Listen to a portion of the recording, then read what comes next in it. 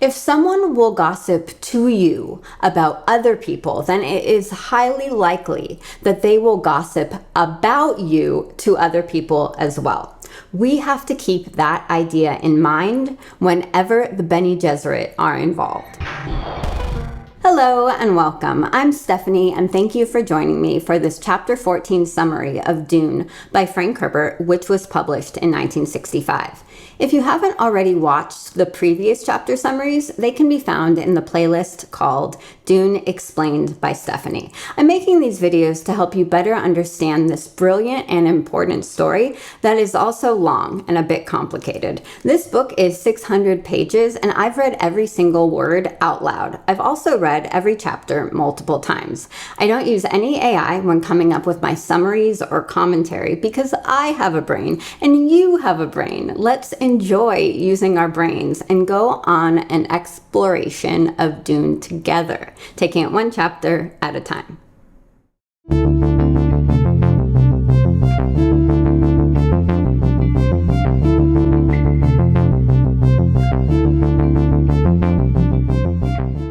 Please take a moment now to do me a few quick favors to help your fellow Dune fans find these videos. Remember to give this video a thumbs up, tap the hype button, and subscribe to the channel because I'm going to be giving summaries of Dune Messiah next, and we'll finish them before the Dune Part 3 movie comes out if you're watching in real time. Now go grab a cup of spiced coffee, relax, and let's talk about Chapter 14 of Dune. Chapter 14 is another short chapter that moves the story forward in three big ways. So we're going to start with the tone.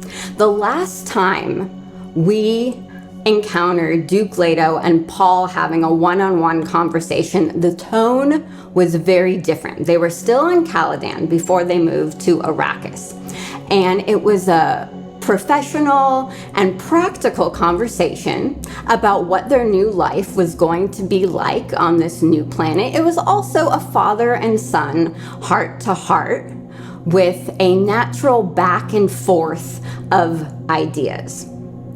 Now we have seen Duke Leto internally start crumbling since they arrived on Arrakis. In Chapter 11, he starts crumbling mentally, but outwardly, he is putting on a confident, brave appearance. We've seen that through Chapter 12 and Chapter 13. And now at Chapter 14, he is alone with Paul again. And the tone is all over the place. Duke Leto really wants to talk to Paul. This is the next morning after the staff meeting that occurred in Chapter 12. And he really wants to talk to Paul, but his thoughts are all over the place.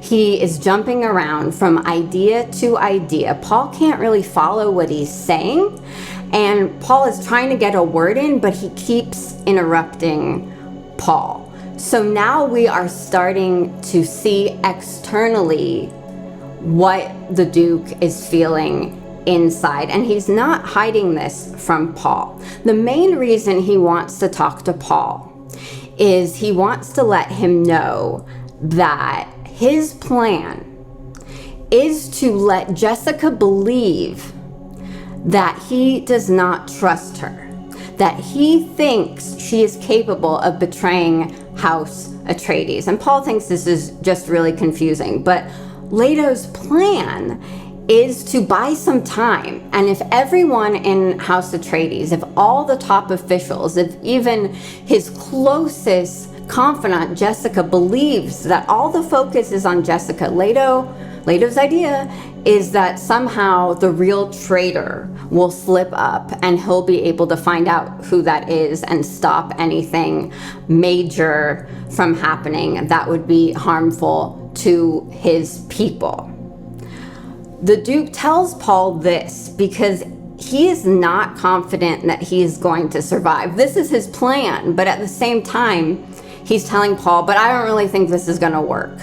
So Paul is seeing a different side of his father than he has ever seen. And the Duke wants Paul to be responsible for telling Jessica that the Duke never questioned her loyalty if something happened to him. And Paul's trying to interrupt and saying, nothing's going to happen to you. The people love you. You're a great leader. And Leto is exhausted. He is fed up with the situation in the Imperium. And we also find out that he's wanted to marry Jessica, but he hasn't, because it gives the other great houses hope that their noble daughters might have a chance of marrying him, and then they could have a political alliance. So this is the first time we're seeing the theme of marriage for political alliance and power. One of the things that Leto is grasping onto is that they are in charge of the spice fields, and he still thinks that this gives them an advantage. If they could just leverage power over the spice and satisfy the great houses, that they might have a chance in this dangerous situation, in this situation where they know their enemies are not just going to go away. Another thing that Duke Leto wants to tell Paul in this scatterbrained conversation is what the people were yelling at Paul when they were going through the streets of Arrakis when they first arrived on Arrakis. So he explains what Mahdi and Lisan al-Gaib mean. It means that they believe in a prophecy. And Lisan al-Gaib means voice from the outer world, that a Messiah figure will come and lead them to freedom on their planet, because they have been disregarded at this point.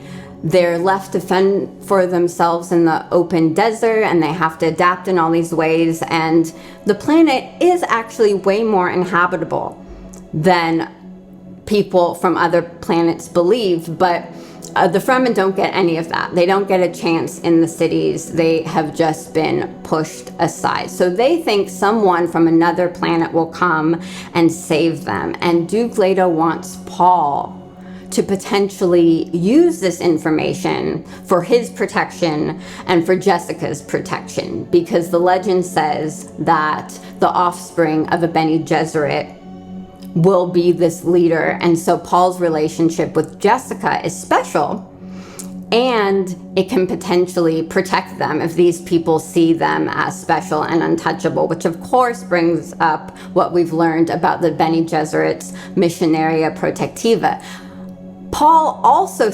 This also reminds Paul of what he's learned about the Kwisatz Haderach, which is the supreme male Bene Gesserit that the Bene Gesserit sisterhood hope to produce.